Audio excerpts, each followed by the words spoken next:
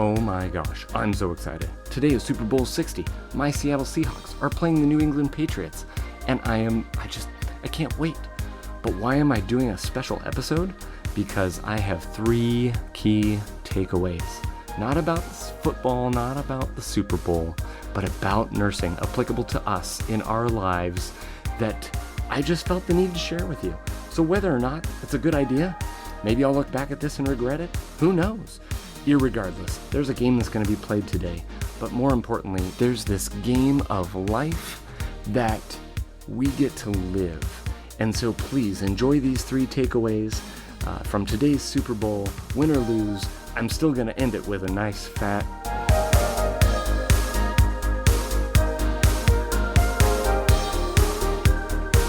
Go Hawks! Welcome to the Feeding Our Young podcast.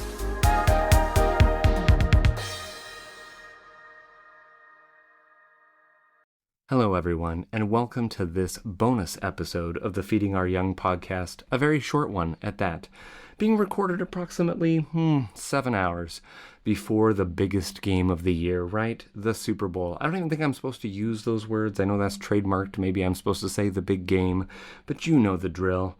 Today, the Seattle Seahawks are playing the New England Patriots. And why do this? Why release a special episode about something as trivial as football? I'll tell you why. Because football means a lot to me, but more than that, there are 2 key takeaways that I was reflecting on when thinking about my favorite team, especially in the context of nursing and this beloved profession that we get to participate in, talk about here on the podcast. Man, I'm telling you, growing up, my mom raised and baptized me a Seattle Mariners fan, which is Major League Baseball for those who are not in the know. And so my football experience I kind of had to find out on my own. And then as I became an adult, shared some incredible memories with my father, my grandma, her husband, my father's wife, the last couple Super Bowls that the Seahawks were in. Got to spend time with them, both in the postseason, watching games, and then the Super Bowls proper.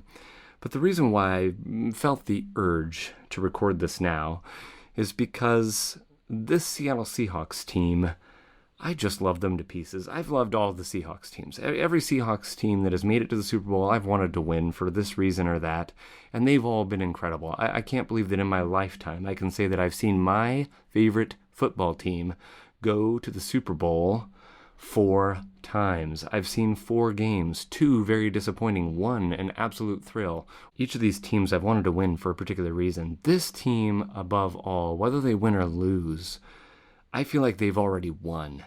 For those not in the know, those not following football, the Seattle Seahawks hired a new coach last year. His name is Mike Macdonald, and he, along with our GM, John Schneider, really worked hard to put together a team that fits the culture. They created a culture, and creating a team that fits the culture, the vision that they had for the Seattle Seahawks organization. And what I keep hearing in even national media is that the Seahawks are one of these upstanding organizations. They really care about, quote unquote, the little guy, all the way from the cooks to the, all the people that are employed by this organization. For the most part, they really do care about them. But what I love about what Mike Macdonald has been vocal about, and this gets to the heart of the 2 key takeaways from this.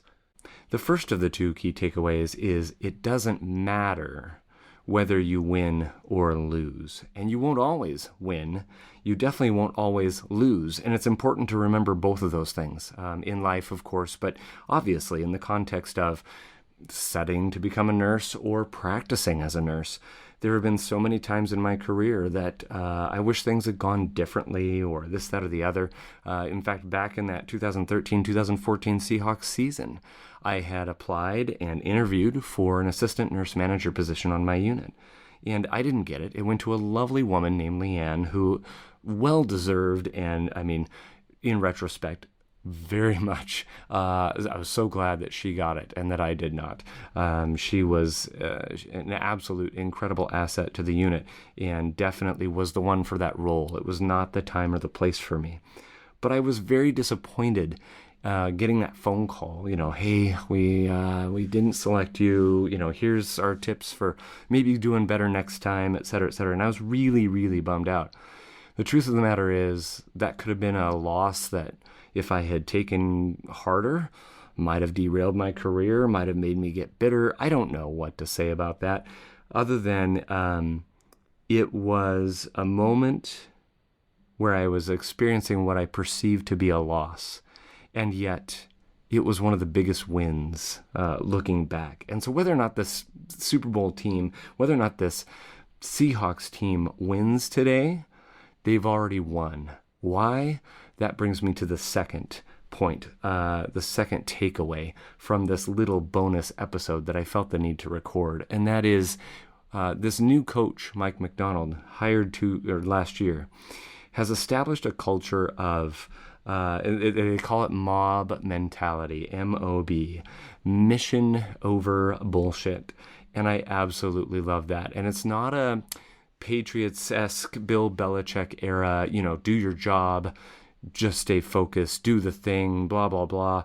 No, they love each other. They've built a culture where each individual is supporting each other individual and not just on their same sides of the ball. Typically, teams have an offense, a defense, and a special teams unit. That's kind of overgeneralizing things. But those three divisions are typically separate from one another.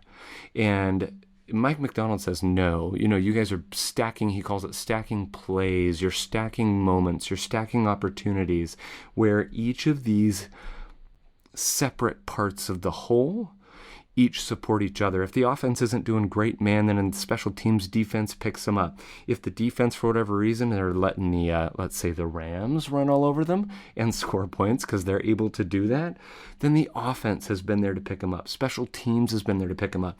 But the idea is that it's not even just each division picking each other up, it's each individual player. He's gone on record, and you can actually do Google searches of victory speeches and things that he does in the locker room. And it's 70, like all 70, he says something about all 70 team members. That means practice squad. That means everyone is involved in building towards the success of this team. And this takeaway is so huge in nursing, for nursing students, obviously, but in nursing in general. I have long posited that I would take less money and work somewhere else if it meant I had a better team to rely on. And fortunately, I haven't had to make that decision. That's not why I left Peds Oncology. It's not why I joined Mother Baby. But I've been a part of two excellent teams. And that is so, so key. I cannot stress enough how important it is to let go of the individual accolades. This team is built on, it's not about who, you know what I mean? I need X number of carries, I need X number of touchdowns, I need X number of stats, this, that, or the other. They don't care. They set that aside. Cooper Kupp, an incredible wide receiver who I just absolutely adore, and got to, he was a local guy out of Cheney, Eastern Washington University, and I have followed his career when he was with the Rams for a number of years. I actually have one of his Rams jerseys, and when he came to the Seahawks last season, I was over the moon elated, because I've always said that's my guy. And the reason why I liked him is because he's a grade A, from all accounts, a grade A gentleman who is a family man, devoted to team and all the things. But that was made evident when he came to the Seahawks. He's kind of tailed off in production. He's not the outstanding wide receiver he always has been in his Rams years. But what he brings to the table is he's willing to block. He's willing to do these things that wide receivers sometimes are notorious for not wanting to do for the betterment of the team. He's a leader in the locker room. That's been purported in many different ways. People in the league love him, and I kind of want to be like him when I grow up, I guess. He is the one who, earlier this season, my best friend, who's a Tampa Bay Bucks fan, he and I went to the Bucks game when they came to Seattle, and I was so excited. I told my coworkers, I said, I'm going to try and get Cooper Kupp's signature on my jersey, on my Kupp jersey. I'm totally going to try it. I'm like, I'm a middle-aged man. I don't have a kid with me. There is I'm thinking probably 1% to 5% chance of making this happen.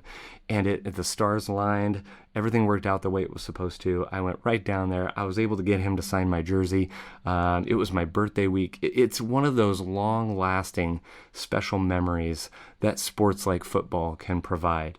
One of the best days of my life, hanging out with my best friend, and both of us getting our jerseys signed by our respective players that we were wearing, but just having the time of our lives and enjoying a game that ultimately the Seahawks lost. It was one of only 3 games they lost all season, and yet I enjoyed that game. I told my buddy even more than the Super Bowl, even if they win the Super Bowl, I enjoyed that game more because it was spent in the company of someone I care about. It was a release from a lot of things going on in life. It was an absolute incredible time.